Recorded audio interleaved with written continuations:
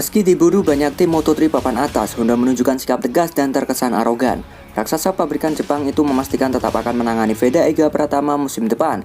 Alasannya jelas, mereka punya hak penuh atas kontrak sang pembalap muda berbakat asal Indonesia.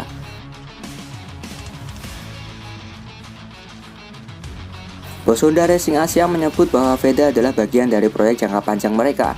Honda tidak akan melepas Veda ke tim lain meskipun ada tawaran menggiurkan dari tim-tim Eropa. Kontrak eksklusif yang telah ditandatangani sejak awal karir Veda di bawah naungan Astra Honda menjadi dasar utama keputusan tersebut. Keputusan ini menuai pro dan kontra. Di satu sisi, Honda dianggap arogan karena terlalu dominan menentukan arah karir Veda. Namun di sisi lain, banyak yang menilai Honda telah berinvestasi besar pada pembinaan dan pengembangan mental star fisik Veda selama bertahun-tahun.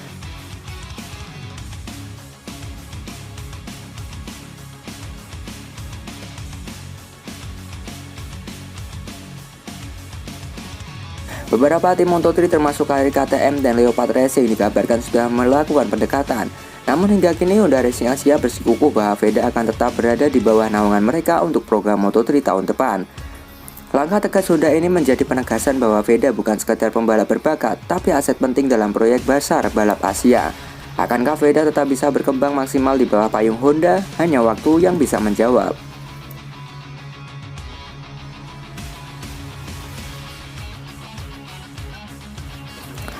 Honda Racing Asia yang ingin tangani Veda di Moto3 tapi tak punya gebrakan untuk upgrade kemampuan motor.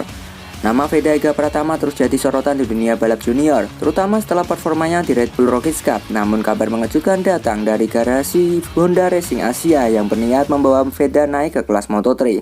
Sayangnya niat itu tak dibarengi dengan kesiapan teknis maupun inovasi dari sisi motor. Dominan di Red Bull Rockies Cup dan penuh potensi untuk bersaing di level dunia, Veda Ega Pratama digadang-gadang akan jadi penerus kejayaan Indonesia di kancah MotoGP. Namun perhatian tertuju pada satu hal, ketertarikan Honda tim Asia yang ingin membawanya ke Moto3 justru menimbulkan keraguan.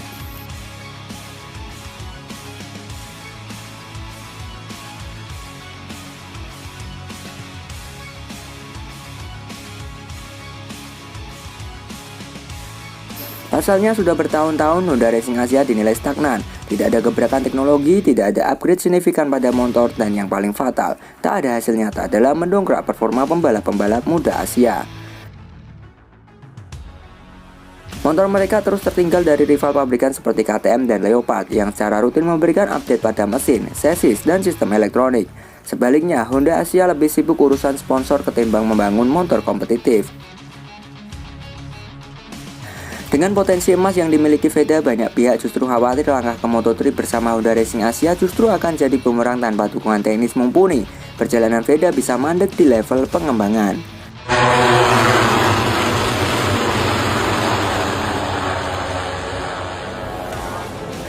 Keinginan membawa talenta Indonesia ke panggung dunia patut diapresiasi, tapi tanpa komitmen untuk peningkatan kualitas motor itu hanya akan jadi mimpi kosong. Veda butuh lebih dari sekedar tempat, ia butuh tim yang siap bertarung di level tertinggi.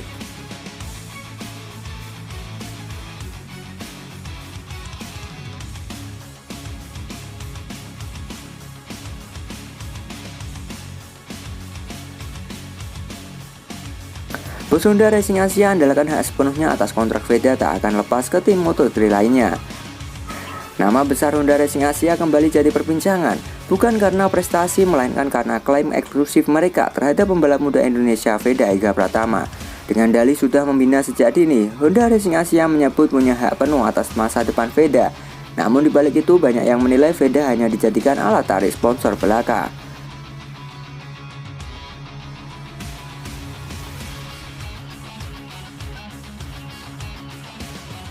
Pernyataan tersebut terdengar tegas. Honda Racing Asia merasa berhak atas Veda karena telah mendampingi sejak awal karirnya di level Asia Talent Cup.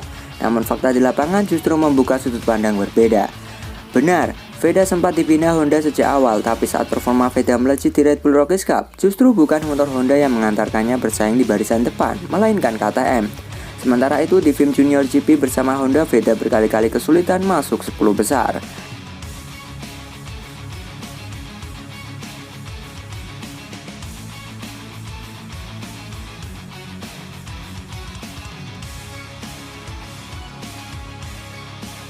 Kritik keras muncul dari berbagai kalangan, menyebut Honda Racing Asia lebih fokus mencari rider dari negara pasar potensial dan menjadikannya daya tarik sponsor ketimbang benar-benar mengembangkan potensi sang pembalap. Kalau mereka serius mau mengembangkan Veda, mana buktinya? Mesin gak di-upgrade, strategi balap stagnan, tapi logo sponsor makin besar tiap seri.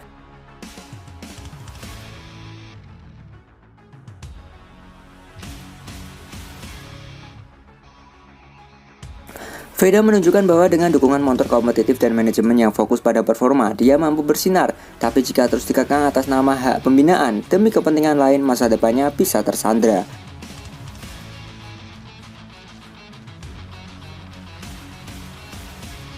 Apakah Honda Racing Asia benar-benar peduli pada pembinaan atau sekedar menjaga aset demi menarik dana sponsor? Jawabannya mungkin akan terlihat dari langkah Veda selanjutnya. Apakah tetap bersama atau memilih jalan yang lebih menjanjikan demi karirnya di level dunia?